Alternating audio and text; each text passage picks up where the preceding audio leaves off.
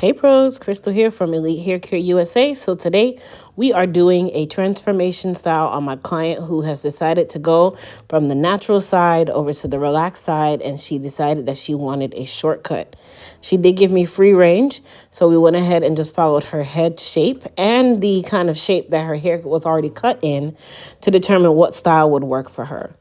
Now, of course, I always say this in most, or not almost all of my videos.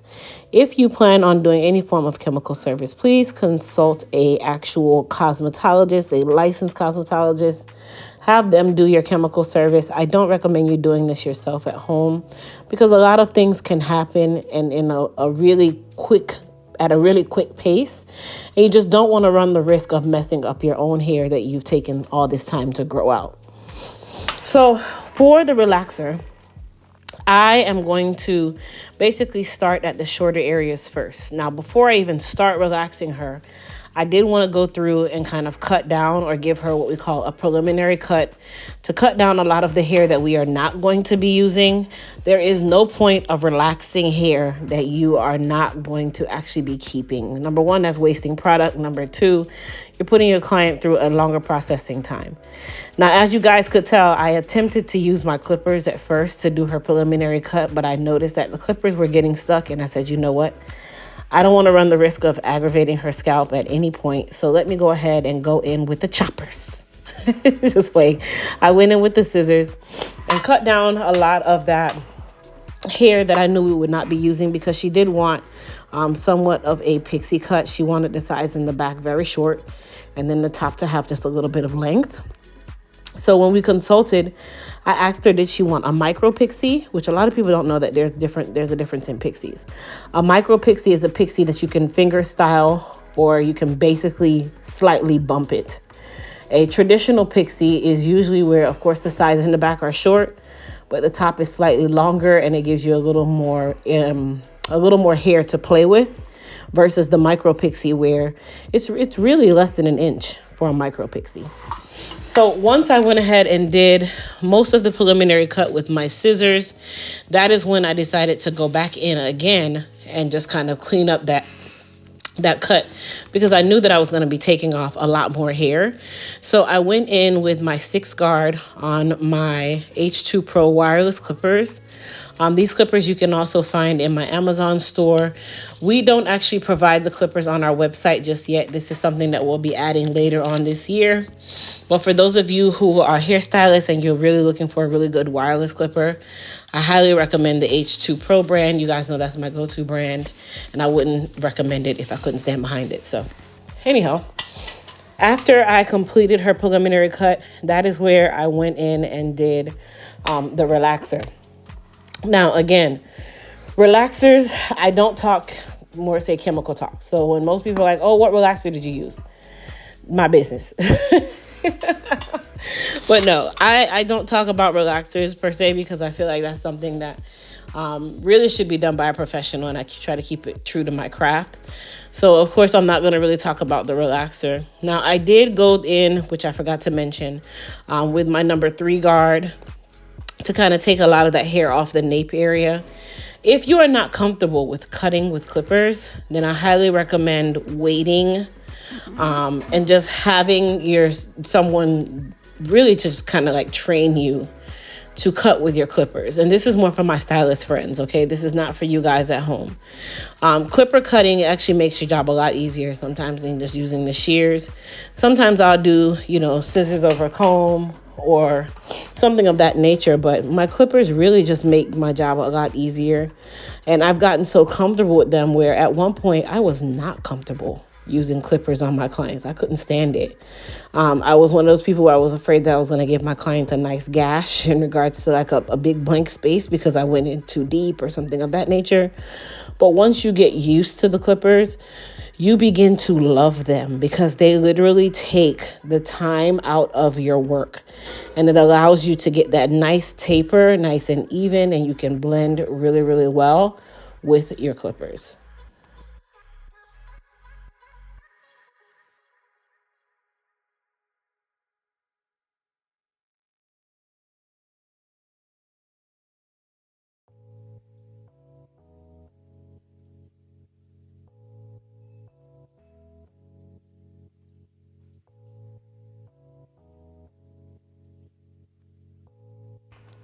Okay, so now we're going into the relaxer phase. Now, of course, because she does have that longer hair at the top, I did do the free hair first. That hair does take a lot longer to process than the short hair. I don't need it to be bone straight, but I did need it to be straight enough that when it's time for me to cut her, everything was nice and even. Other than that, I like to use my hands for my virgin relaxers because I can move really quickly. I do have gloves on, you guys. And then after I used my hands, when I needed to get to the areas of fine tuning, that's when I took out my handy dandy brush and went ahead and applied the relaxer in those areas using my brush, especially in the longer area in the top. Now, when you use your hands, you do use a lot more relaxer for my stylist friends, but this allows me to get more speed. And I'm able to really just put this relaxer on in less than 5 minutes.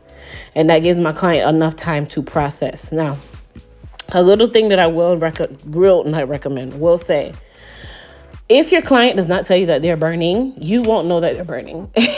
My client, apparently, she had a little bit of aggravation at the hairline when it went time for us to rinse her, which, it can happen, you guys. I'm not perfect. She's not perfect. We all just want her hair to be bone straight, but we didn't know that she was burning until we got to the shampoo bowl, and she's like, wow, it actually stings a little bit. So it's just something that I wanted to point out to you guys, because you guys never really hear those types of things that come from, a relaxer service. And that doesn't mean, oh, this is why you shouldn't get a relaxer, because I know those anti-relaxer people are going to be out there in the comments. But this is something that can happen, you guys. You can come in from just being too hot outside, and you get a slight tingle or something from the relaxer. You could scratch it a week before and you didn't give your hair enough time and it will burn. So there's really no right or wrong answer to this. Most people are like, oh, but if you base her, that'll stop it. No, that doesn't actually stop it. It just slows the process. And sometimes using base actually makes the relaxer take longer to process, and you end up having a lot of reversion later on. So that's another reason why, I hear people when they say, oh yeah, you should have did this, you should have did that. Honestly, there's no right or wrong way to this, you guys. Okay, everybody's going to be different, and that's just what it is. Now, did she have third-degree burns? Did I have to send her to the ER? Did she need to call her doctor? No, it's not that serious. But some of you really take it there. Another thing that I need to also point out, if you guys notice, she has some little skin tags all around her face. Skin tags and relaxer are not besties. Okay, so skin tags can also cause a lot of irritation, especially those who have skin tags around their hairline or anywhere near their hairline. And please also remember that when you are relaxing hair, you can't just not relax the hair that's on the forehead because she has more growth on the forehead. You're trying not to go there. You got to relax everything. So usually, if I have clients where their hairline extends out a lot farther, typically those are clients that are more prone to irritation, because you have to really go almost into the face without going into the eyes, of course, or the eyebrows, but it can happen. So I just wanted to point that out because I know people ask that question all the time, but yeah. All right, so I'm going to go ahead and let her process, and then we're going to take her to the shampoo bowl and give her a good shampoo, and then we'll come from there.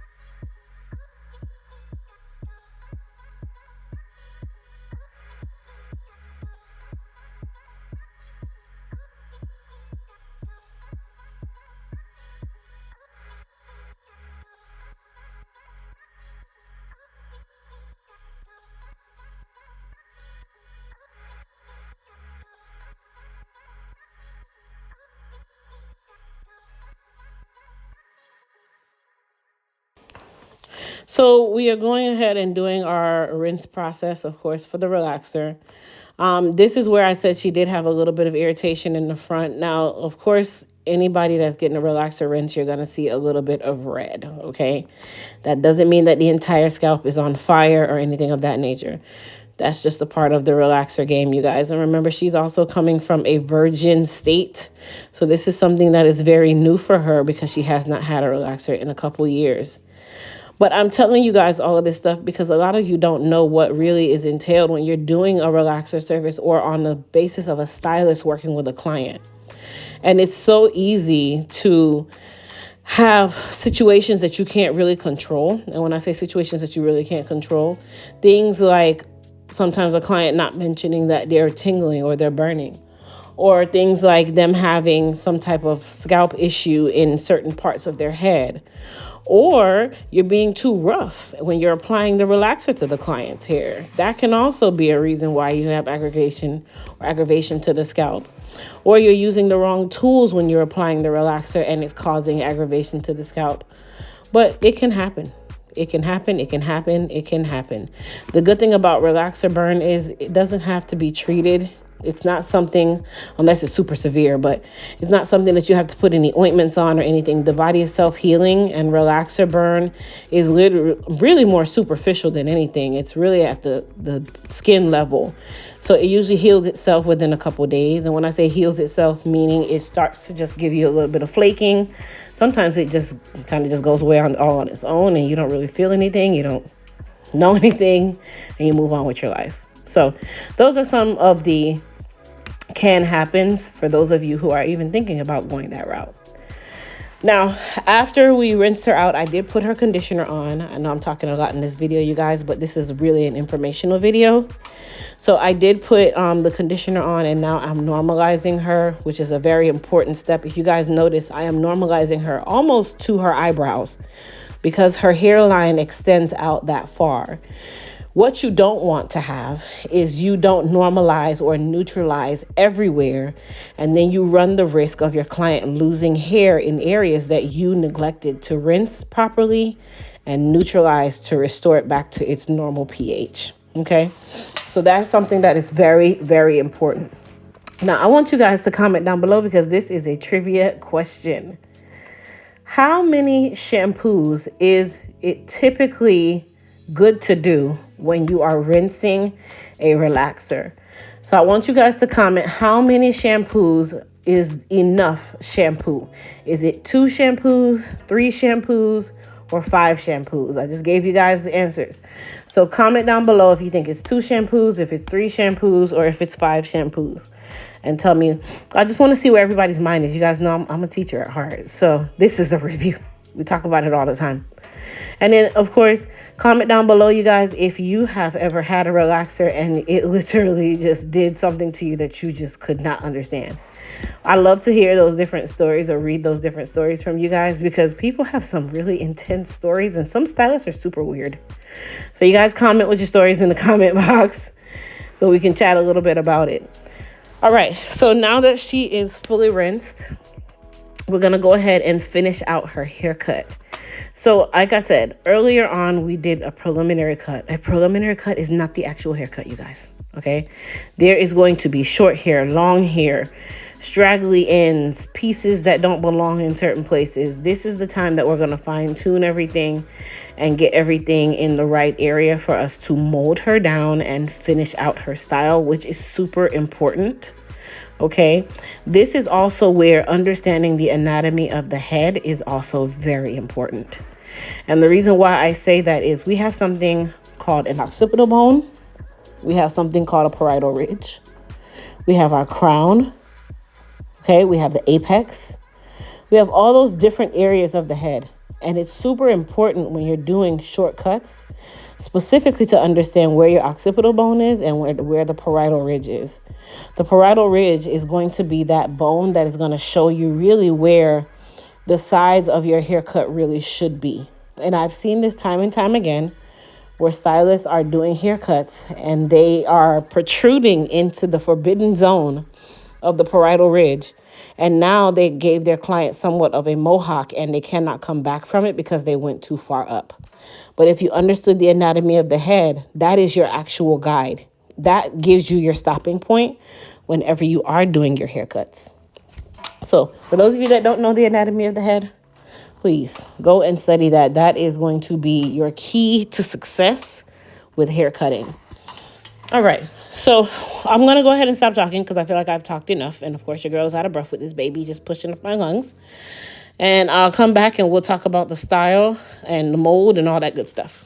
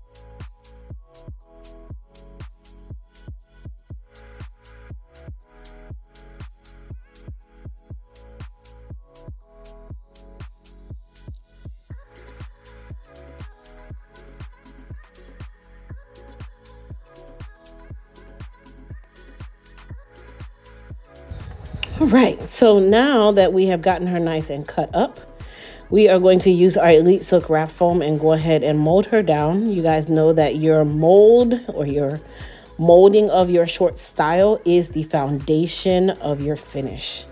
If your mold is not right, you are going to work super hard to try to fix this later. So it's best to just make sure that your mold is correct. You spend whatever time you need to make that mold correct. And also, don't use too much wrap foam. When you're doing a shortcut, too much wrap foam on the hair can actually cause the hair to flake. It can cause the hair to be too hard or not pliable enough for you to move it. And it can also cause your shortcut to look very heavy or dense. And you don't want density when you are doing a shortcut. You want it to look nice and light and airy. And you don't want that hair to be super heavy when it comes time for you to curl it. Because if your client is fine textured and that hair feels very heavy, it's gonna kind of just melt together. And not in a bad way when I say melt, but it's a feeling that you'll get when you are doing your curl and you're like, wait, why is the hair doing this? So my hairstylist friends, if you know what I'm talking about, comment down below. For those of you that are not into short styles, that really wasn't for you. That was more for my hairstylist friends. Okay, good. All right, so once I finished her mold, I sprayed her down with a little bit of water. This is also another pro tip for those of you, if you use too much wrap foam or you feel like it's just a little too heavy, adding a little bit of water to the hair is going to help to dilute that wrap foam, and it's going to also help to keep that hair nice and soft and pliable, so when it's time for you to curl it, you're good to go. Now, I like to use my wrap strips to just really crest the whole head. Should go under the dryer to dry. Once she dries, we'll go ahead and curl her.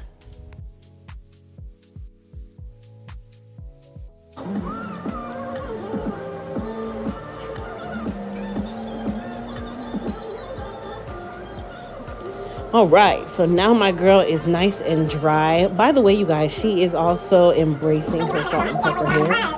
She was all for it, and her hair was beautiful anyway, so it didn't really bother me.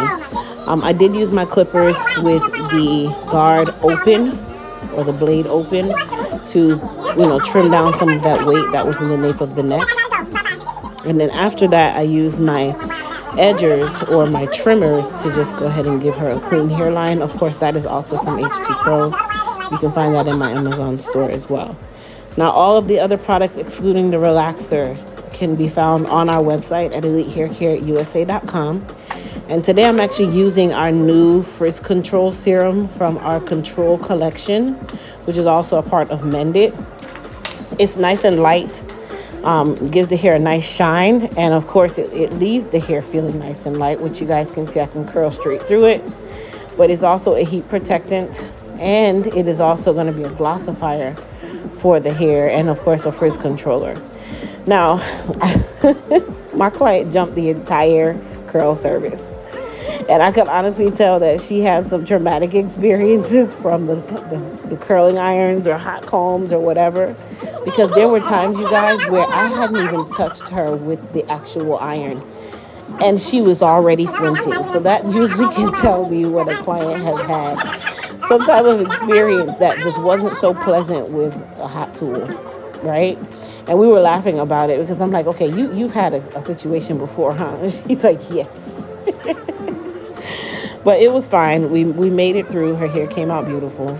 But this iron that I'm using is the 3/10 of an inch Black Diamond. This is also from H2 Pro. You can find any of the irons that I'm using on my website as well at elitehaircareusa.com.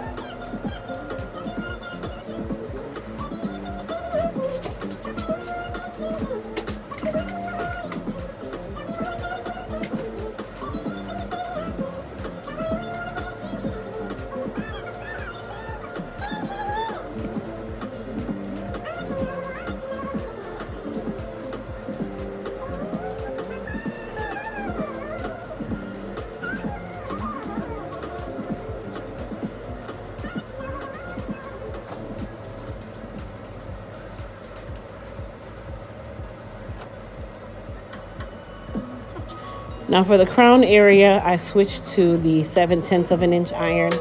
And I just kind of gave her some wild curls, like flips and curls, flips and curls.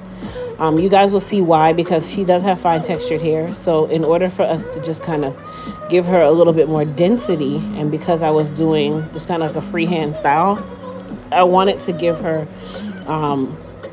just movement. I will call it movement. I couldn't think of another word, but I wanted to call it movement. It just looked very playful, very soft, but also it's the illusion that the hair is not super fine in texture.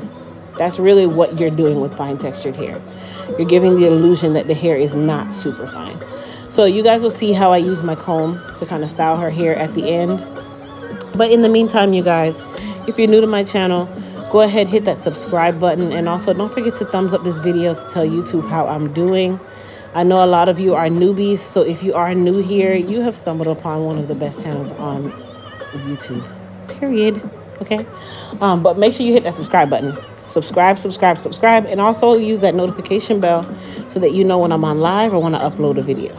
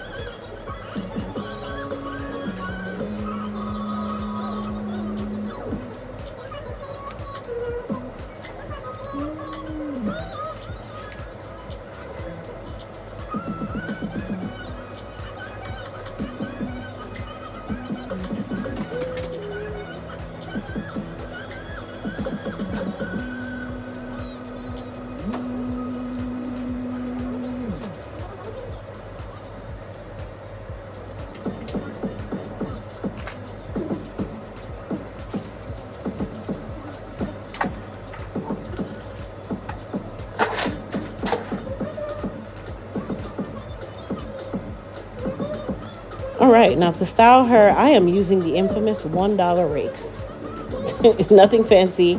You can get this at any beauty supply store. This is a $1 rake. I love this comb. I love this comb more than I love my long tail rat tail comb. This comb is the comb that it just gives me the ability to move that hair and groove that hair and just make it look like just okay, so that comb, like I said, you can find that at any beauty supply, you guys. It is not a fancy comb. It was $1. Okay, that comb that I have right now, I've burned it. I've done everything to it, but I have so many of them. So use them and go. All right, so I just went ahead and trimmed her up, cleaned her up. But this is really the finish, you guys. I did spray her with a little bit of Pump It Up to keep it nice and hard because she is fine in texture. That's what we call liquid crack. But she absolutely adored her hair. She loved it. I loved it. So you guys comment down below and tell me what you guys think about the finished style from her natural to relax. It was fierce. Okay, she was fierce. It was fierce. We all were fierce. But you guys comment down below, like I said. Tell us what you guys thought about the finish. And then, of course, I will see you guys in the next video. For those of you that are new, stay tuned to the end of the video to get a coupon code. Save 30% off our Elite Hair Care products. Bye.